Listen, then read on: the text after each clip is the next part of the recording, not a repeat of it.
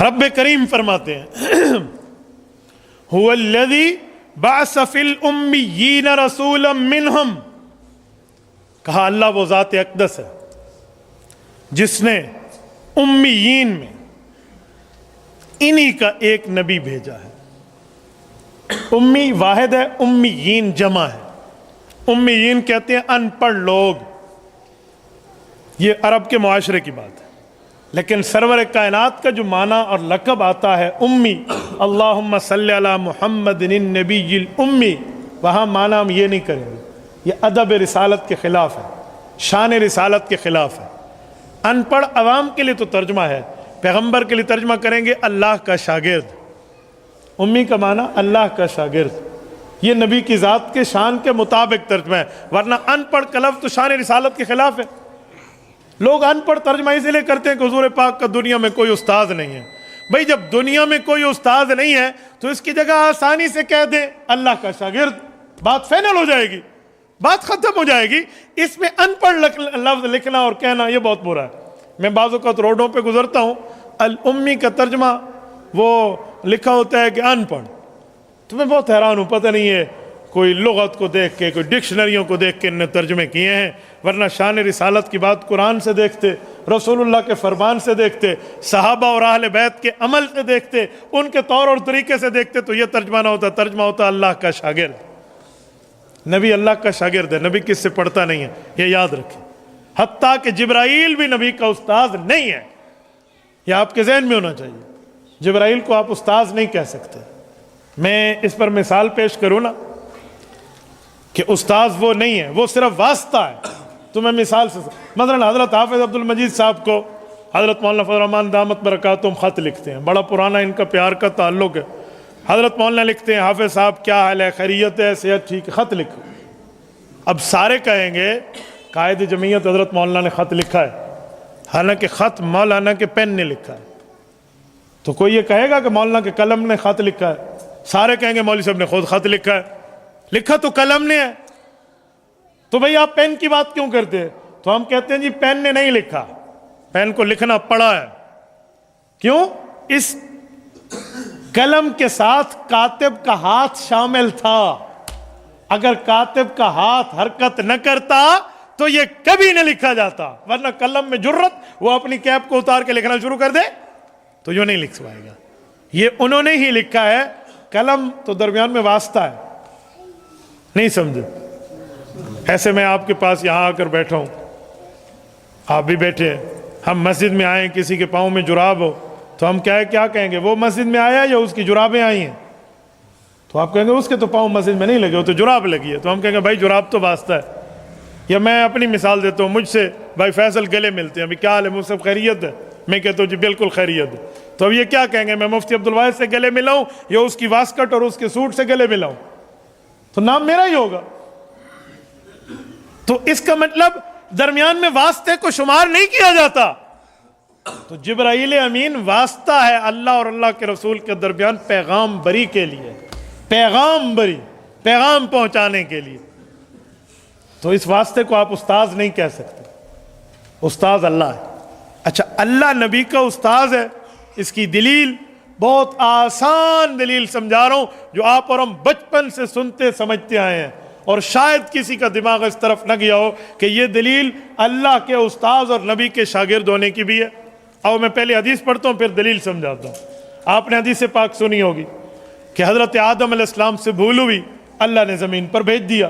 حضرت آدم نے بہت سی دعائیں مانگی، ربنا ظلمنا انفسنا ساری، اور ان میں ایک دعا حضور کے وسیلے والی بھی مانگی۔ قرآن میں وسیلے کے بغیر دعا، حدیث میں وسیلے والی دعا، دونوں دعائیں ہیں۔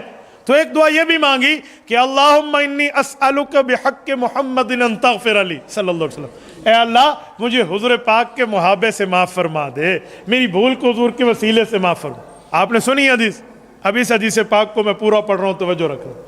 جب حضرت آدم نے یوں پیش کیا نا وسیلہ، تو رب کریم نے سوال کیا، لما خلقتنی بیدک، اے آدم ذرا بتاؤ کیف عرفت محمدن ولم اخلقہ، کیسے جانتے ہو رسول اللہ کو جس کا وسیلہ دے رہے ہو، ابھی تو میں نے اسے پیدا کر کے دنیا میں نہیں بھیجا، کیسے جانتے ہو؟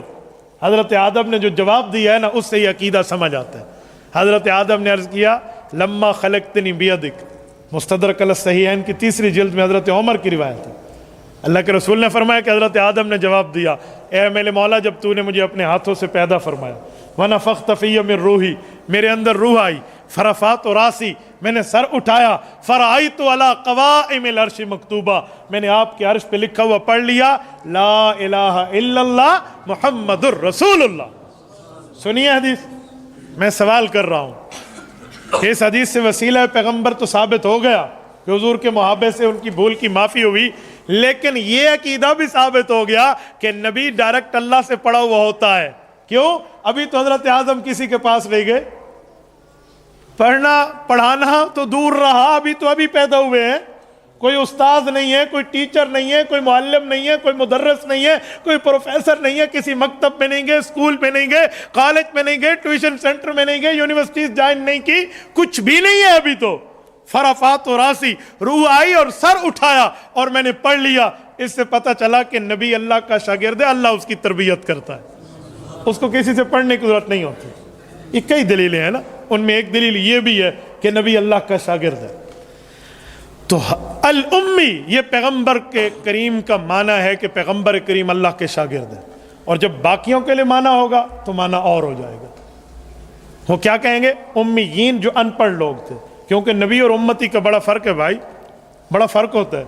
किसी लफ्ज़ की निस्बत किसी और लफ्ज़ से हो जाए तो माना बदल जाता है।